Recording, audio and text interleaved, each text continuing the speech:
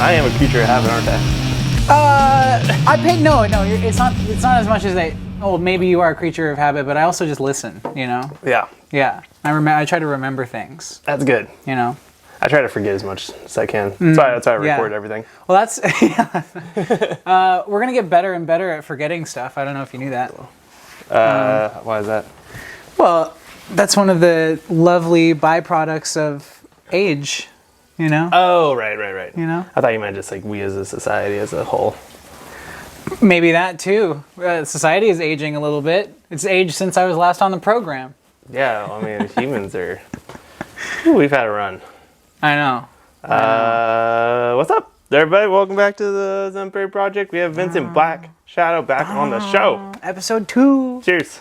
Cheers. Thanks for having me back. Of course. Feels Thanks good. for hitting me Yeah, up. I was supposed to do one of these. I think it's... Oh, well, you know, that's for the dead homies. Right. Wow, it's so I've heard. I forgot about them. I must be getting older. Yeah. Yeah, man. It's just like... I thought like episode 1... or I guess it was episode 72 actually. Mm-hmm. But you know, we got all the basic shit covered. Yeah. And so now I'm back for episode. Do you know what number this is off the top? Nope. Somewhere in the 80s. Yeah, it's in the 80s. Like high 80s, I think. Yeah. I thought you were gonna be before 60. 69 was like. That's when I had Brant Bjork on, and that was like a really pinnacle thing for me. And then I just stopped because that was just a funny number.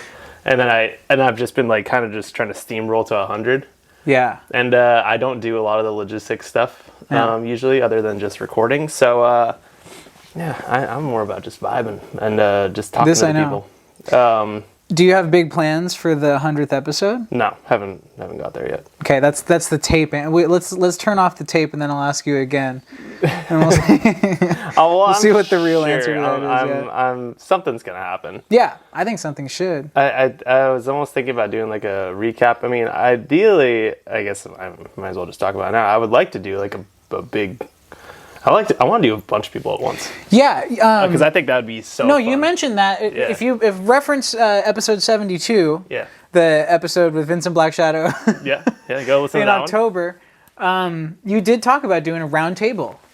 Feel free to give me a call for that. I mean, I don't know what the theme would be, but I think you're very much in the the New York City playing people's space, and you're doing the thing. You're making the music. You're putting on albums. You're playing with lots of different people. You're playing very interesting shows.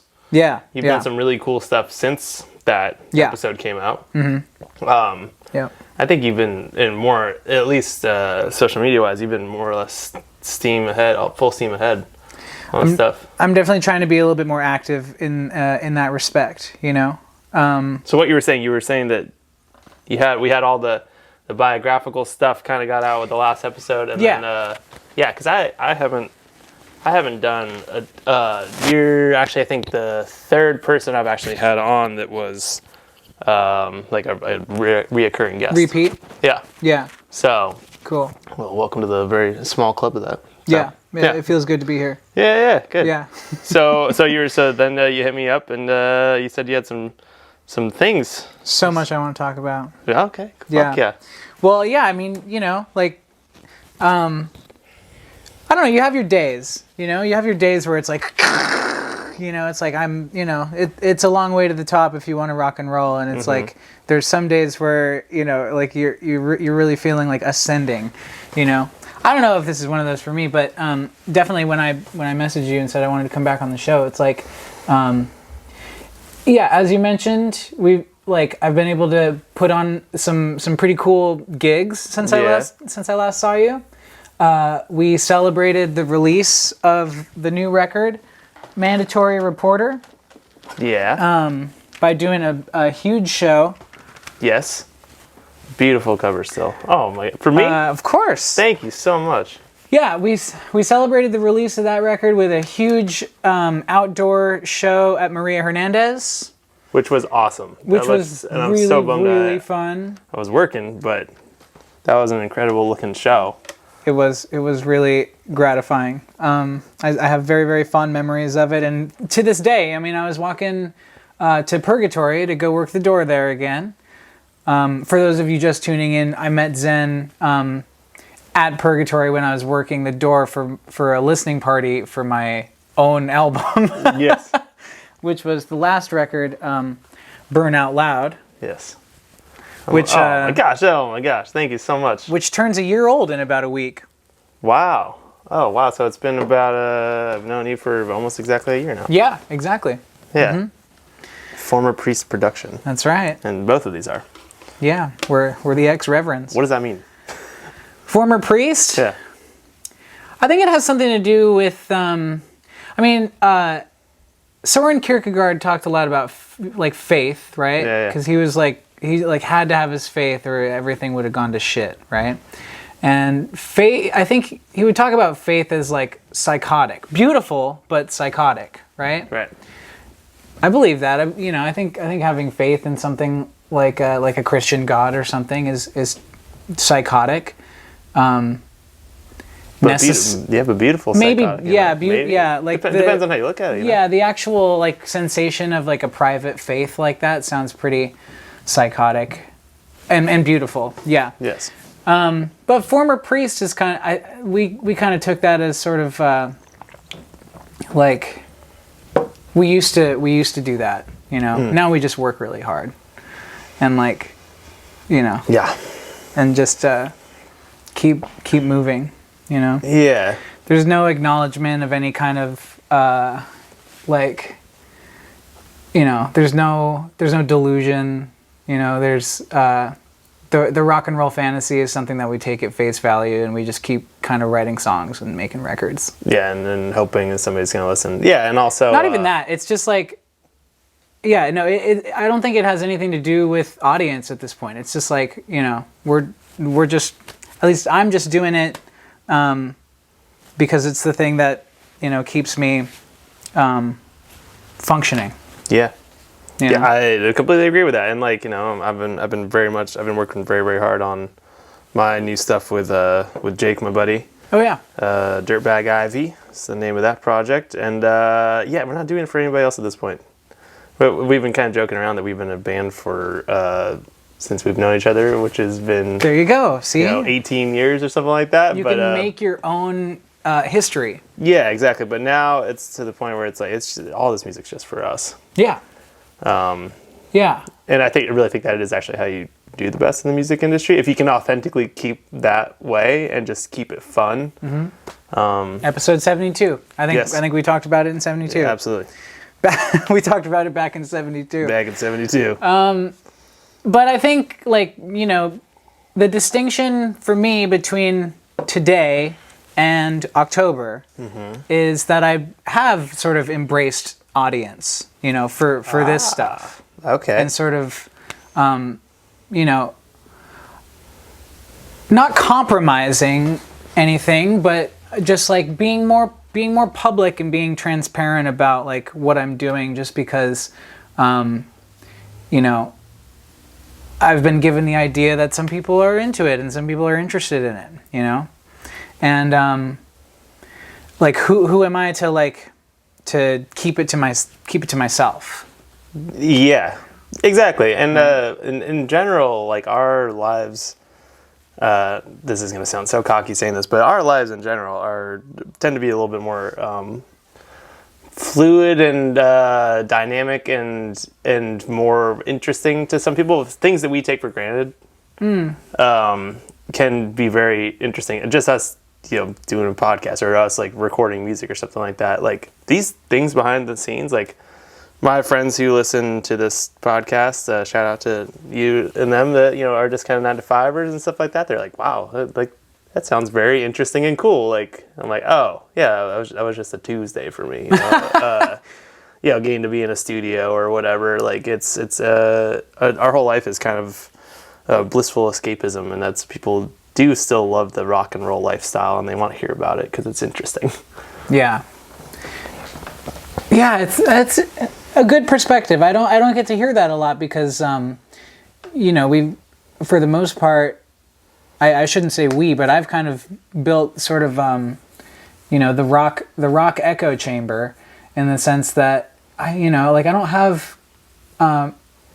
I try to keep the people that aren't involved with music on a daily basis very close to me, because that's a perspective that I find very valuable. You know? I agree. But they aren't rich in number. You know what I mean? Like, there's not very many of them. The most of the people that I interact with here are involved in some way with, with music. What's going on here? Yeah, I'm like kind of almost the opposite. I would You say think so? I would get most of my communication about music through the podcast, getting to talk to people exactly who I want to. Is that right? Talk to. Yeah. Personally, Well, that's good news for me, because that means that the things that I talk about, which usually sound very, very boring to me in my head, because I get to live with them every day, Yeah. But that's good news for me, because that means that like the outside perspective, that's something that I want to provide. Yeah, exactly. I mean, that's admittedly, I haven't played that many shows. I haven't played any music that I've actually written in New York or been a part of writing. As a drummer, it's usually this music I'm writing right now is, I can fully say that I was co-writer. And in my last town I was living in, I was hanging out with mostly musicians, because like once you're in that scene, you're like very much in your scene. You have your friends, you have your other musicians, you support each other. I go to shows as much as I can.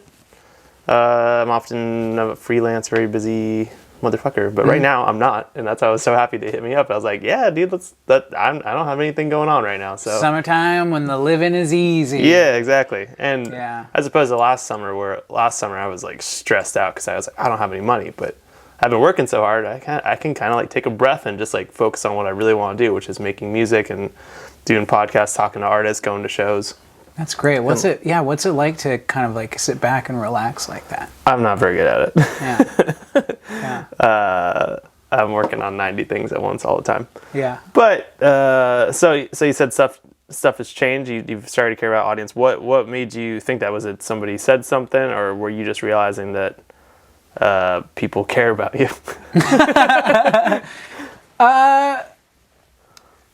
I think when this record dropped, I think it garnered more of like a response than I was really anticipating, Because you never cared about that.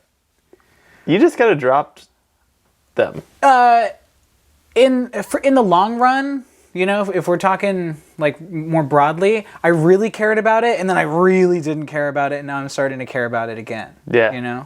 There was like call it an ego death or something in there, but like there was just something where it was just like I don't have any energy to attempt to cultivate audience whatsoever. And I still think that that's an admirable way of doing things. I agree. But everything you've put out is like, I'm always, because you don't strike me as a person that's a super nitpicky person. In the handful of times we've hung out, but your music, it's dialed. It's very, very like intricate and dialed. It's extremely well thought out. The production is like incredible. Every time I show somebody something, they're like, "Wait, the door guy at Purgatory did this?" And I'm like, "Yeah." That was supposed to be a compliment. No. I totally took it as a compliment. Yeah. But it's, yeah. So you're really thinking about this stuff. Yeah. All day, every day. I mean, I came here from, my tiny little bedroom set up at home, working on vocals. I was singing demos for the 3 out of 3 in the series. This is 1, this is 2, and the third one, I don't know how much I should reveal about the third one. As much as you want. Yeah. Well, at this point, let me just say, Liz Phair? Heard of her? From the 90s. Her first record is called Exile in Guyville. All right. So there's something that album, the White Album, Exile on Main Street by the Rolling Stones, The Lamb Lies Down on Broadway by Genesis, okay, The Runners 4 by Deerhoof, Tusk by Fleetwood Mac, Teenager of the Year by Frank Black, Okay? There's something that brings all of these records together. And let me just say that I want to have my say on the matter. Okay. Yeah. Wait, so no, anybody listening at home, you can do your research. You're getting my gears turning, because I think I know what you're saying, but it's not necessarily... I would love elaboration, but I also, if you want to keep it mysterious, that is... Yeah, physical graffiti, less so. London Calling, no.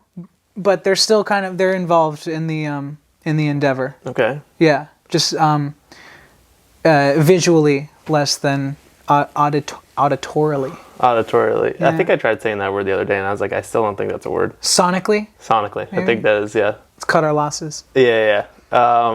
Interesting. Yeah. So, okay, so how far are you along? And so what's the third one called again?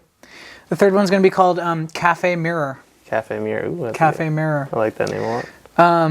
And we kind of discussed like process and stuff in 72. Definitely. Back in 72. Back in 72. So I won't go too deep into it, but the way that I'm working right now, the way that's really working for me is you write the songs, and then but the songs that you're working on recording are like the ones that you wrote like 3 years ago. Yeah. You know? So Cafe Mirror songs have been written now for probably 3 years. I wrote those when I was living in Boston for a year before I came out to New York.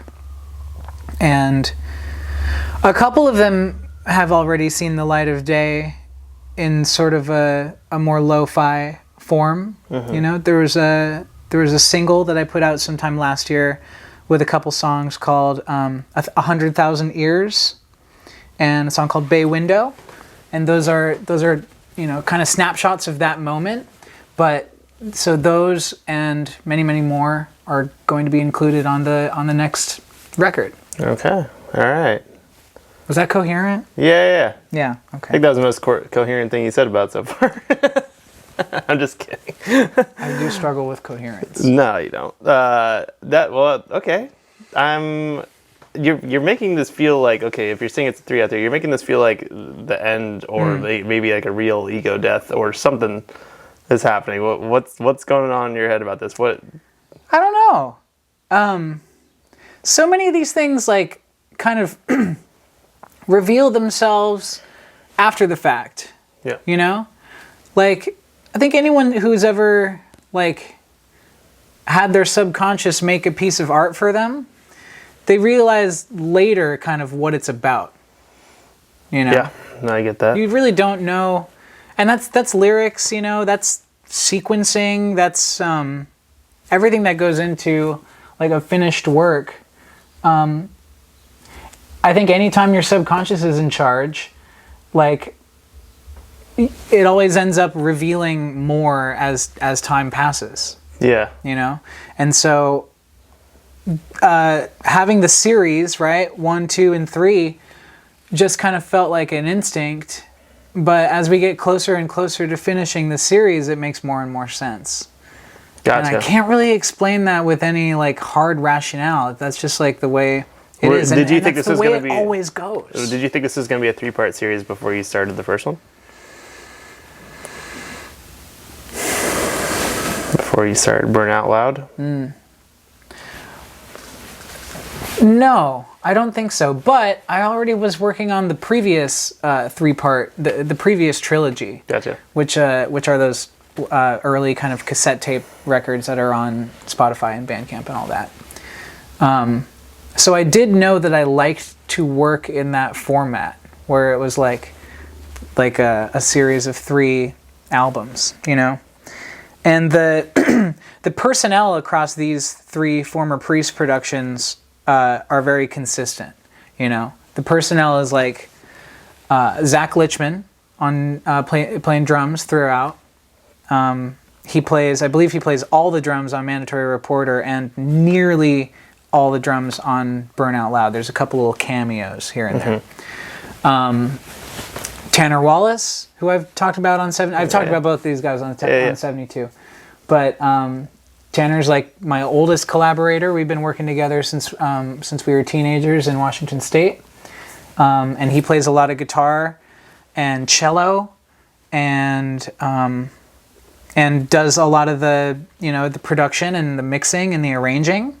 He did the final mix on all of Mandatory Reporter and did like all of the cleaning, filing down process of arranging Burn Out Loud, which is a much more like intricate record, like sonically, than Mandatory Reporter. But so it's kind of the three of us, and then there's a revolving cast of characters around the three of us. Gotcha.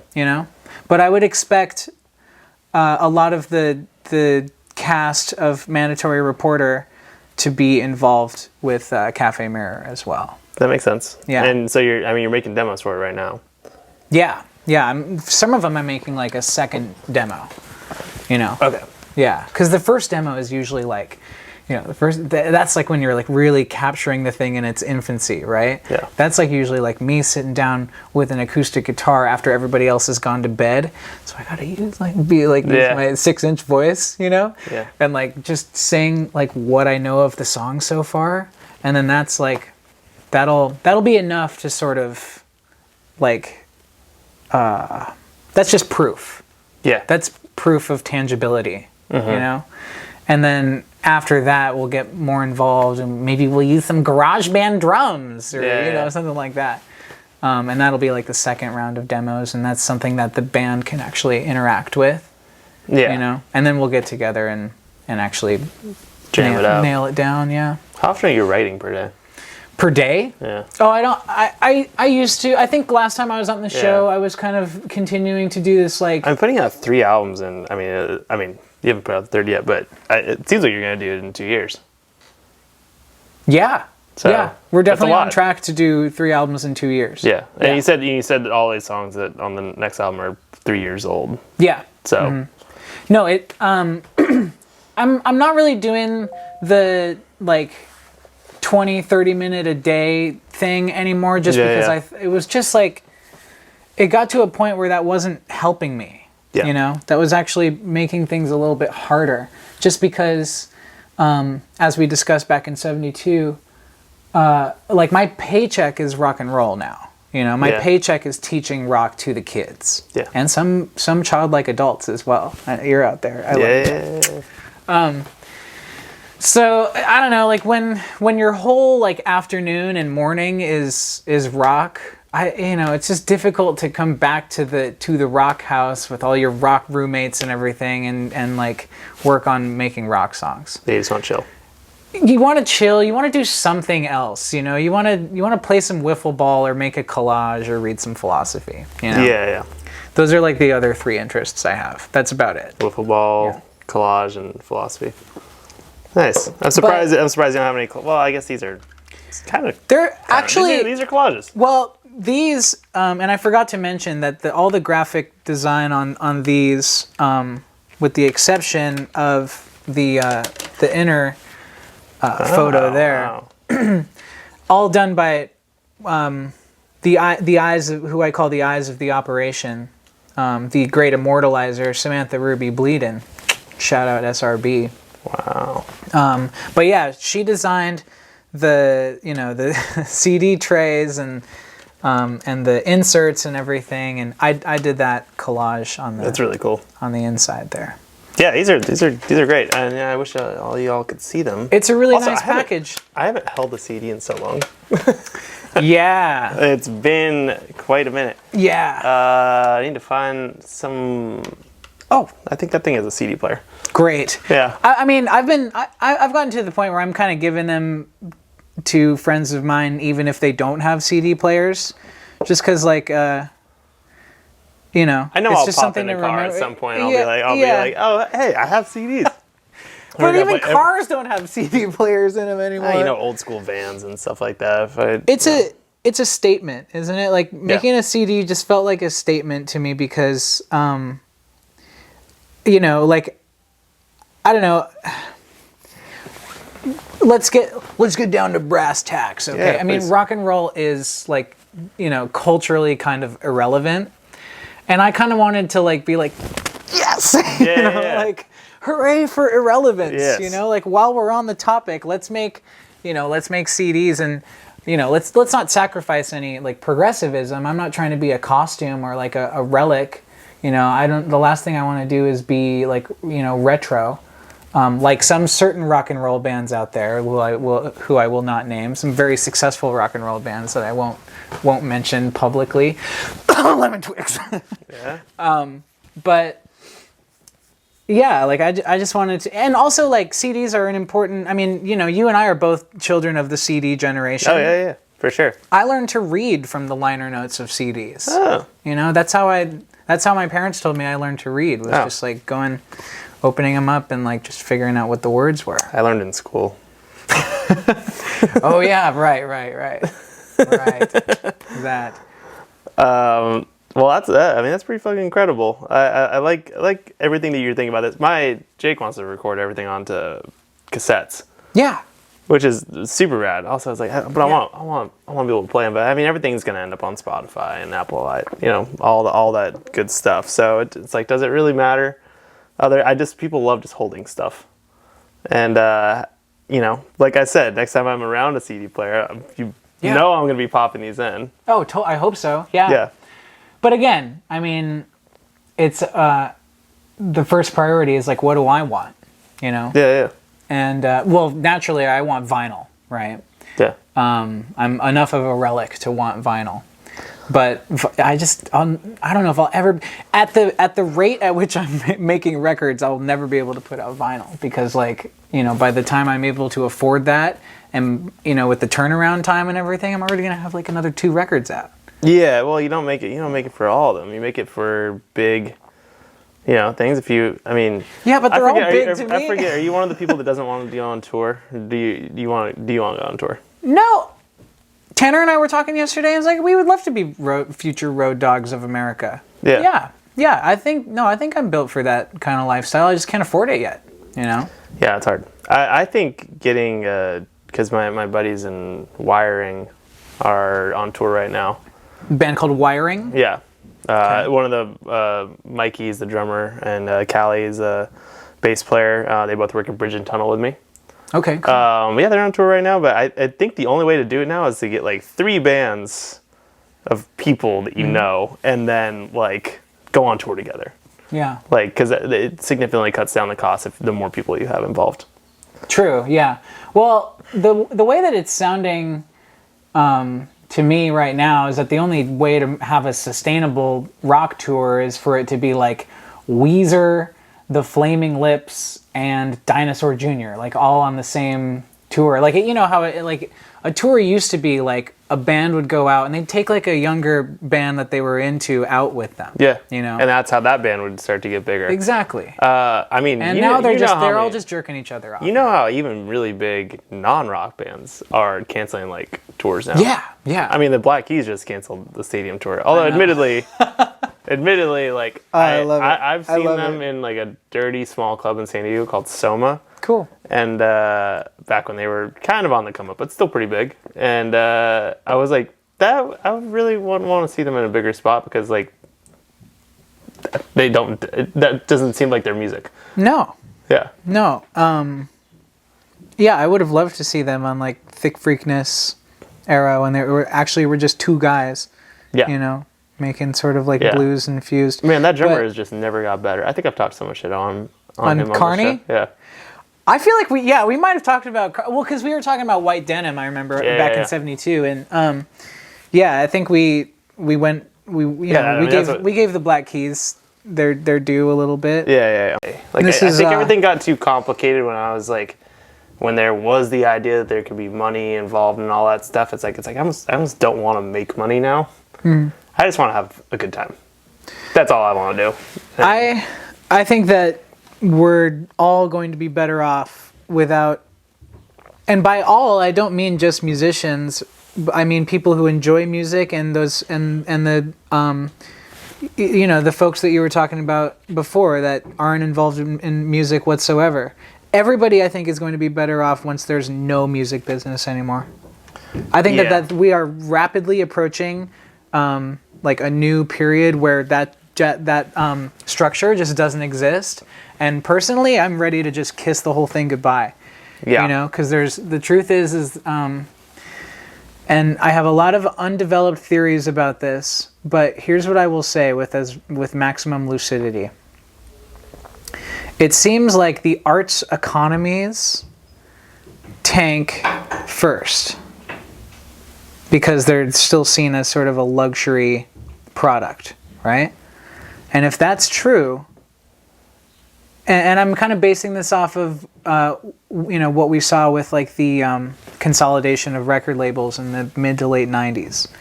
If that happens with the rest of the music business, and nobody can afford to make a living off that stuff besides your Ed Sheerans and Gene Simmons types, then maybe we'll start to see that spread to other like economic sectors, and it could be sort of part of a much, much larger economic turn in the United States that goes beyond music, because you see it all over the place, like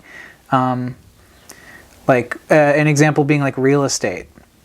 I don't know if the future of that industry is very, very uncertain too, and and I don't want to get into AI with you right here, but with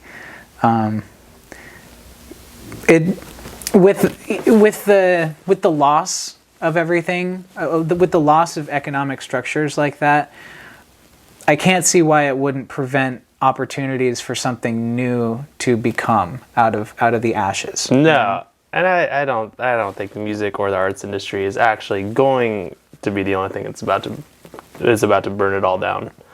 I was just like I was telling you as you got here today, I was living with a finance bro. Yeah. There's a lot of shit going on right now, and well said.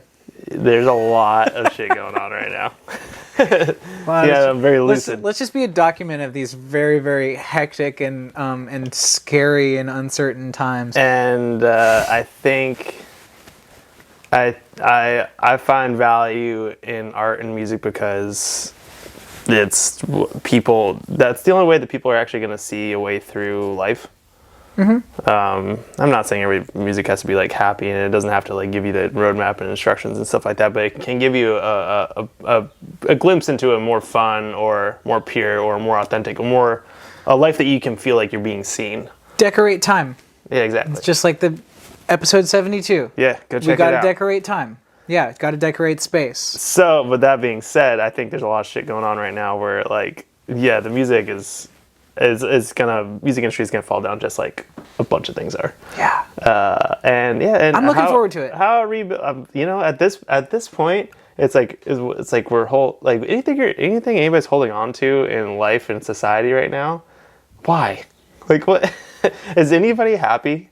Is there? It's kind of. It might as well just pull the Band-Aid off and just let everything go into mayhem and then we're gonna lose some good people in the process, and then we'll rebuild.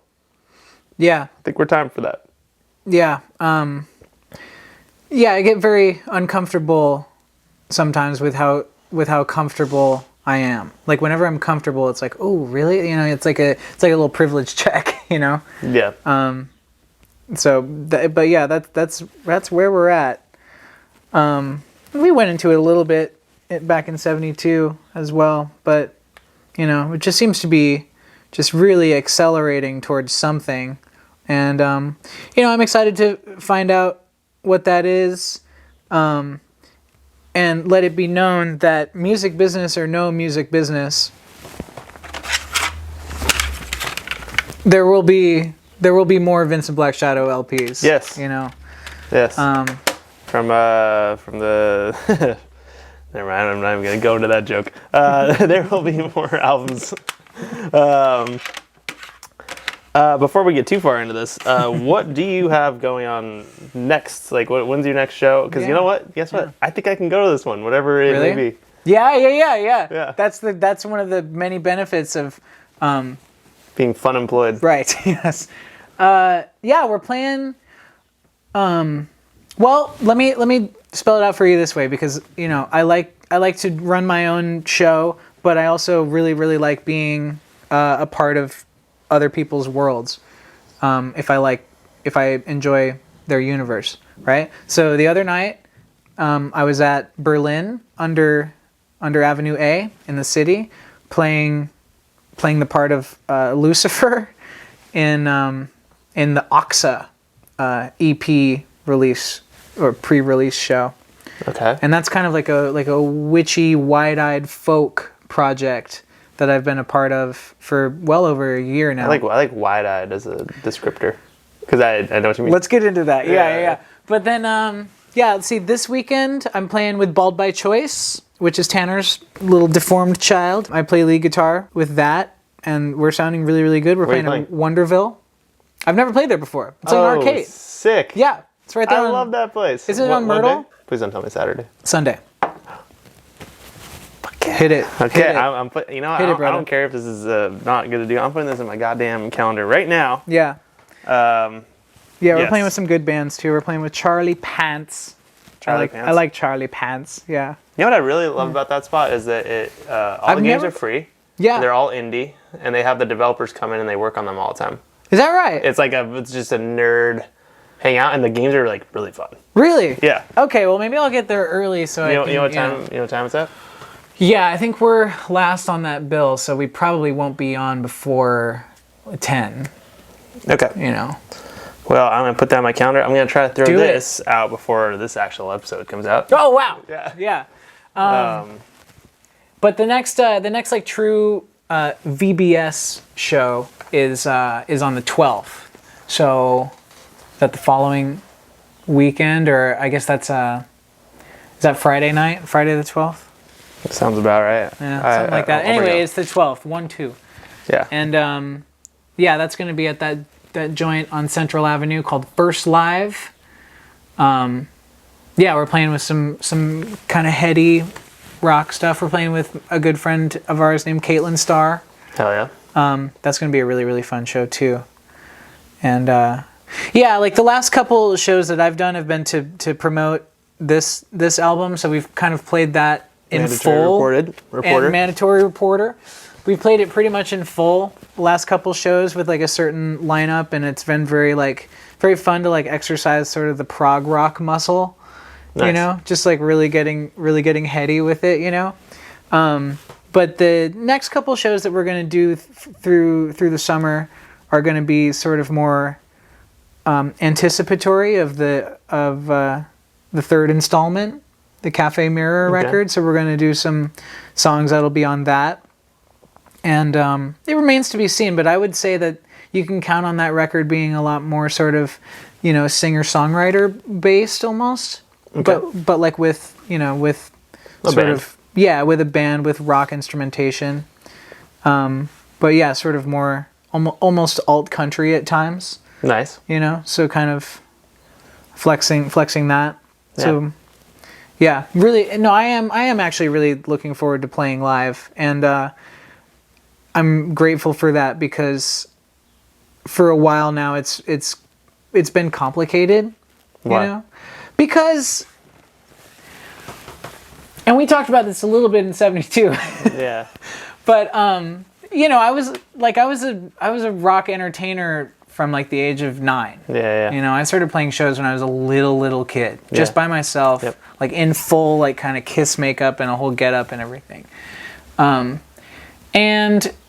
that becomes, if you're doing something like that for that long, that consistently, it really becomes part of your whole identity, And then, something like COVID-19 happens, and you lose that whole component of like your like presentation of self. Yeah, and your makeup. Literally. And so it took me a long time to like sort of like rebuild that. And so there was a long time, throughout and after the pandemic, I'm terrified of even using those words together. Especially since, COVID-19 in New York City right now is definitely on the rise. Oh, really? Oh yeah, big time. I'm just wearing a plague vendor shirt. That's Yes. Ta-da! Come and get it, folks. But yeah, it just gets. It was hard to sort of like want to start doing that again, you know. Yeah. But I'm, you know, and this goes back to what we were saying earlier about audience and everything. But I'm much more comfortable doing it right now. Gotcha. Know?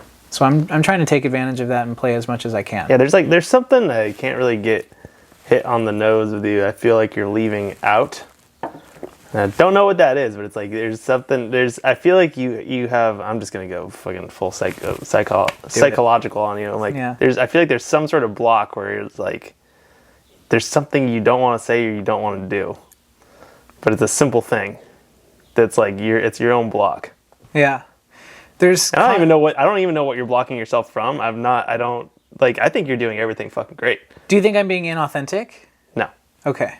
As long as you're like the 70s rock and roll guy authentically, but you're always making new stuff and you're very like you're hip to what's going on right now and you're very much in the scene and you're not like grumpy about like people doing their own thing. Like you're like that's the way I see you.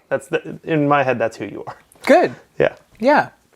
I'm okay with that. And I think you're right. I think there is like, you know, but I think that's how it works for anybody who's like putting in a lot of creative work, is that they're always going to have boxes to get out of, and they're always going to have blocks, and they're always going to have contradictions in their personality. You know, one of the first sentences in Gene Simmons' biography is that every personality has contradictions, and every big personality has big contradictions. And you know, well, like, you know, I want to have a big personality. People respond to that, and I feel really lucky for that. But that means that there's always tension. You know, interesting. There's a lot of tension. I got a lot of tension. But that's why I'm able to be so productive. Yeah, I think same with me. I think it's I wouldn't, and I think I'm just starting to. I feel like in general I'm a pretty late bloomer. A lot of my people in my family are. I think like spiritually. Yeah, as in like figuring out like my 20s were wild. Did a lot of really cool stuff, but like. I feel like I'm just starting to settle into myself, and I'm not doing anything for anybody else anymore. Mm-hmm. Where I'm okay being in this basement alone. I mean, I have roommates, but yeah, I'm okay just doing stuff now. I would have gone batshit crazy if I was like 25 doing the same thing. Yep. Yeah. No, I think I wouldn't be able to handle it. Last episode, you said you couldn't be living in New York if you were 25, 26. Yeah. No, absolutely not. Yeah. But now I'm okay doing stuff and like creating and. Yeah, it's the constant need to push, you know. I went on a date with some girl the other day, and she has a very, very cushy 9-to-5 design job. And I was like, oh man, that does sound nice. I was like, you have health insurance? She's like, duh. I was like, yeah, that must be nice. And I was like, you know, maybe I'm thinking about getting a 9-to-5. She's like, no. She's like, everything that we've talked about today, there's no way that you could handle it. And I was like, well, okay. Why not? Sure. Try it out. I have. Yeah. I mean, like I said, and I think we mentioned this before, it's like I taught drumming for a long time. Yeah. Mm-hmm. And I'm thinking about dabbling in it again. Yeah. But yeah. Fun employment will do that. Well, yeah. I mean, I'll be fine. Like it's. Oh yeah. Yeah. But I just want to do it on my terms, rather than just like having to say yes to every single person with a kid. Right. So as in teaching privately? Teaching who I want to teach. Yeah. Yeah. Growing like somebody who's actually trying to play music, who's actually more focused on writing and not just like, or, you know, just people I can vibe with, people I don't have to like pretend to be like I'm somebody else who I'm not. Well, that's a relationship that you need to cultivate, you know? Yeah. Like, I've had a lot of first lessons with people. Yeah. You know, not just the first time that they've ever played guitar, but like just the first time that they've worked with me, you know. Yeah. And it does take a while before they're usually it takes a while before they're comfortable and feel like they want to work like with me, and and we do get the privilege of vibing together, Yeah. That's something that we can't expect to have automatically, especially with a kid, especially with like, most of the kids that I work with are like between 10 and like 15, and that's an age where you don't trust anybody because like I feel like their critical mindset is just kind of starting to become a thing, and so it's on maximum bullshit detection. And so the only way that I'm able to have any success working with young people that age is just to be who I am as much as I can, and like just not try to put on any faces or do any poses or try to pretend like my job is something that it isn't, Yeah. and not try to take things too seriously. And for all those reasons is why I don't want to get back into it. Yeah. It's an immense responsibility. I think you generally you have a light airiness to you that's like fun and loving. I think in general, like I think I'm a little darker. Don't get me wrong. I'm not saying. I think in general, my go-to vibe is like one of fuck you, fuck this, fuck. Everybody's gonna die. We're about to be nuked. Yeah. What's the point of pretending like anything's okay? I think that's kind of my set, and most of my days are trying to get away from that mindset. Yeah, of course, but Zen, that's mostly tone. Because if you Exactly. say we're all gonna die, we're about to be nuked, like fuck this, fuck you, and let's rock. People dig that, So it's just like it's the same mindset. Really excited. Yeah. It's the same mindset. It's just a small difference in tone. Yeah. I just do it with a fist in the air and doing a high kick afterwards. Okay, I like that. It's just a matter of tone. Yeah, I've never gotten to tone. Yeah, that's. Good drummers. Yeah, exactly. Never.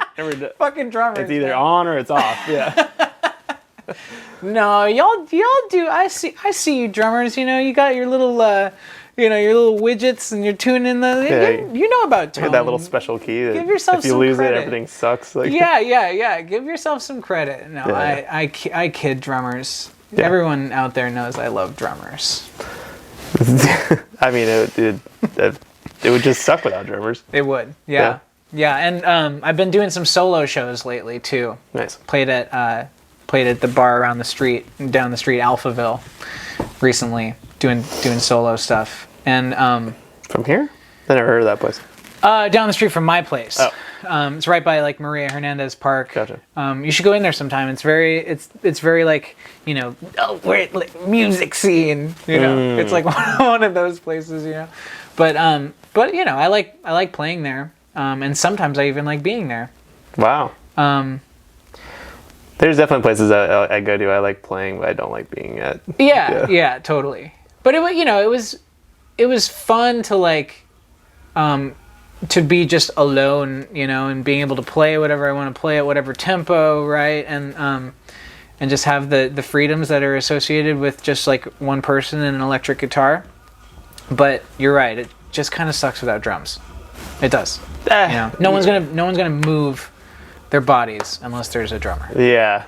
Or something that simulates drums. Yeah. I have a buddy, Dan P. He opened up for Streetlight Manifesto. Ska? Yeah. Yeah. But he opened up for them, and he did a whole tour with them, just acoustic guitar. Wow. And he would write a song every night right before the show, and he would play it live. And I saw him at a sold-out ballroom in SF. And he was having people moshing to the song he just wrote, just him and an acoustic guitar, and it was. And he's charisma like crazy. He's that's my kind of shit. I'd like to check that out. Oh yeah, he plays with Jeff Rosenstock as well. Mm-hmm. Yeah, I worked with him at the Crate place in Santa Cruz, which I just played a show there for my birthday. Got to play with my old band. I played a song with them, and then I did a cover with Jake and them. But yeah, You been in California recently? Yeah. Cool. Yeah. Right. In May. Nice. Yeah, that was wild. I had such a good time, and I was also like, I cannot wait to go back to New York City. It's the most mysterious thing, right? I mean, I'm doing the same. I'm taking like a little summer sabbatical, leaving in about 3 weeks to go home to Oregon and Washington, and then coming back right before my birthday, like around the second week of August. And I haven't gotten to leave in a very, very long time, but everybody I know who does leave are, it's universal that everyone's excited to come back, Yeah. So, if I don't feel that way, maybe it's time to go back, back in the just stay there, in the noggin and do some more thinking. Yeah. Yeah, whatever. I mean, Yeah. It's not for everybody. I don't think anybody should live in New York City unless you have a reason to. That's what we talked about back in '72. Yeah, everybody's miserable if they just hang out here for no reason. Even if you're not just hanging out and chilling, you probably will still be miserable at some points. And we talked about relaxation, which is just like it's just not part of the ethic. It's not encouraged. No. I feel like it's almost shamed. Yeah. Like too much relaxation, despite how important it is, and despite how how much of a part of our local value system it is. Yeah. I actually let myself relax, like the last 2 days. Yeah. I was like, I did work on some video edits. Right? I still did stuff, but I was like, wow, I felt so good waking up today. Yeah. For the first time in like a while. You can't take that for granted. No, feel great. Very important. Yeah. He even took a nap right before you got here. I set my alarm to wake up from the nap, and then you knocked on the door. I was like, this is perfect. It was great. Glad the timing worked out. Yeah. I was just asleep. Yeah. Yeah. Yeah. It was Nothing like a little like. Yeah, just right, perfect timing. Yeah, I synced it up perfectly. For your birthday, if you are around, if you want to just end up staying back home, it'd be fun to do something with you. Or if you should play a show. I mean, that would be. I am playing a show on the 17th, which is August 3 17th? days. Yeah, August 17th, 3 days after my birthday. My birthday's on the 14th. That counts. Leo. Yeah. But yeah, that'll be at Purgatory. Sick. Yeah, so that'll be a celebration. Okay, so yeah, what are the other things? So you got a show with Bald by Choice. Yeah, Bald by Choice on at Sunday. at Wonderville on Sunday, and then Blackshadow show at First Live on the 12th, whatever day of the week that is. Of July? Then 12th of July, and then 17th of August at Purgatory. Nice. Yeah, there's a couple other things that I think are peppered in there, but I forget what they are at the moment. Okay, well, keep us posted. I will. What else did you want to mention? Did you get everything that you? Yeah, I said. You wanted to mention out. What did I say? I said, did I say I wanted to stir the pot? I think I did that a little bit. I think check. By your very nature, you're. Yeah. I'm a pot stirrer. Yeah. Yeah. Playing live, new albums, evolving perspectives. Yeah, yes, I think we nailed a lot of that. I don't know. Maybe I'll just put this out there. I want to, I still want to be in like a more like collaborative band, Yeah. like an actual band, because for those of you who are just tuning in to Brooklyn music scene kind of things, the way a band works here is one person writes a song, okay, and they usually hire or get like a loose foundation of musicians that learn to kind of play the song, and then the rest of the time is kind of spent like trying to get as many shows as possible. And if the bass player can't make the show, that's okay. We'll just find another bass player to do the show. So as a result of that, you kind of get a certain uniformity, And the thing that I'm looking for at this point, so eventually I swallowed my pride on that and like did that thing, played that game. Hey, I'm Vincent Blackshadow, and these are like the musicians that I hired to learn the songs that I wrote, right? Yeah. But ideally, like, I want to be in like sort of a four-headed monster type of thing. Yeah. I was so close to doing it, and it just didn't work out.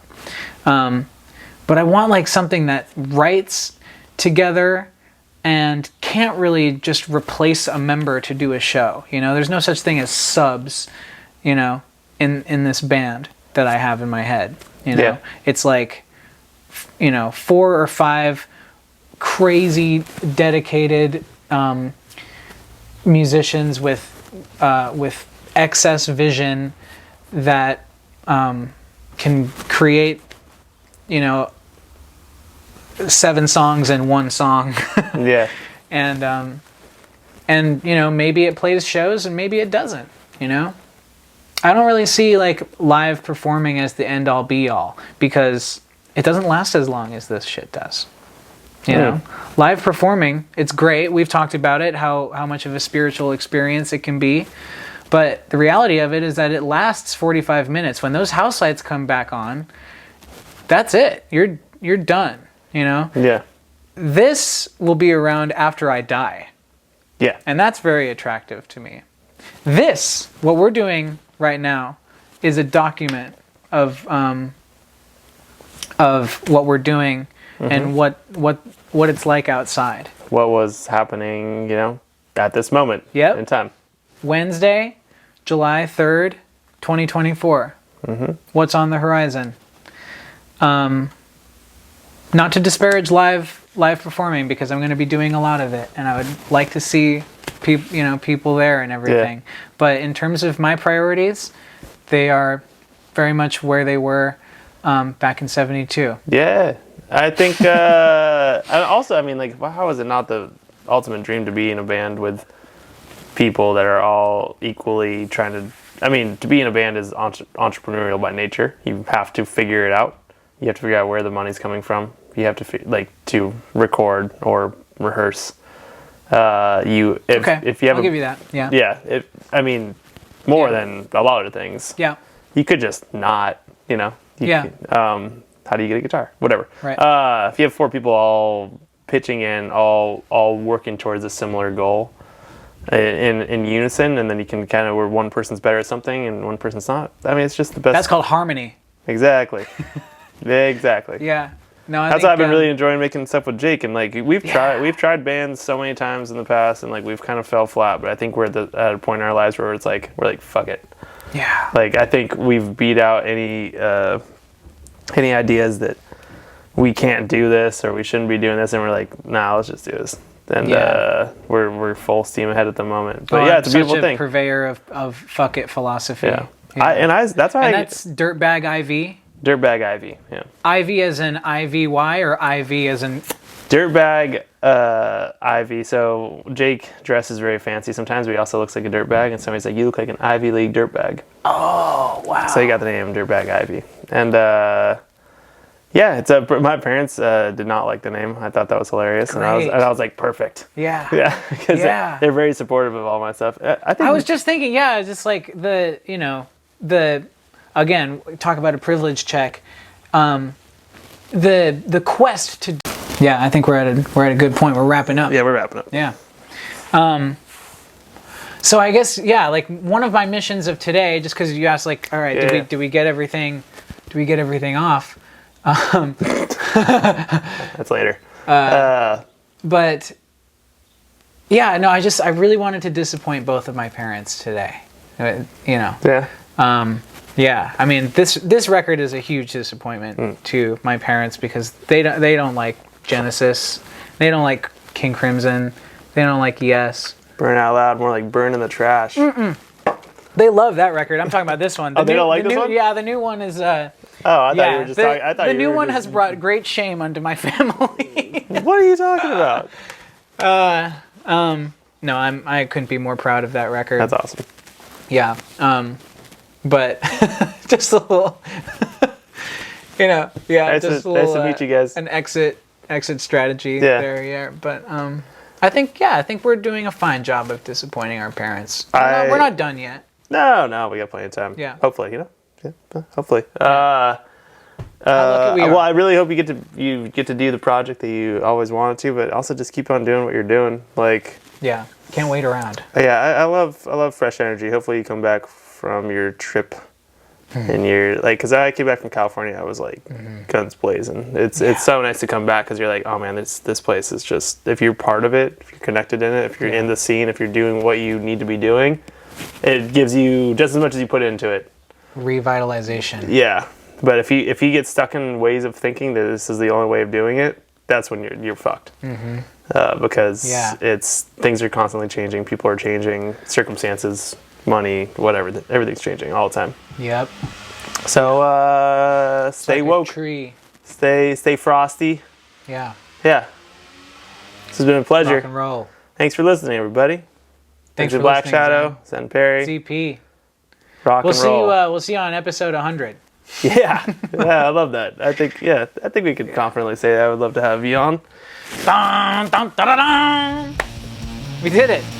Hey, for the love of God, please subscribe to our Patreon for like $1 a month. That would help out a lot. Podcasts are, fun fact, really expensive to run, and I really enjoy doing this. So if you want to keep on seeing stuff like this, help me out. Also, like, subscribe, do all that fun stuff, and I really hope you enjoyed it, and we'll see you next time.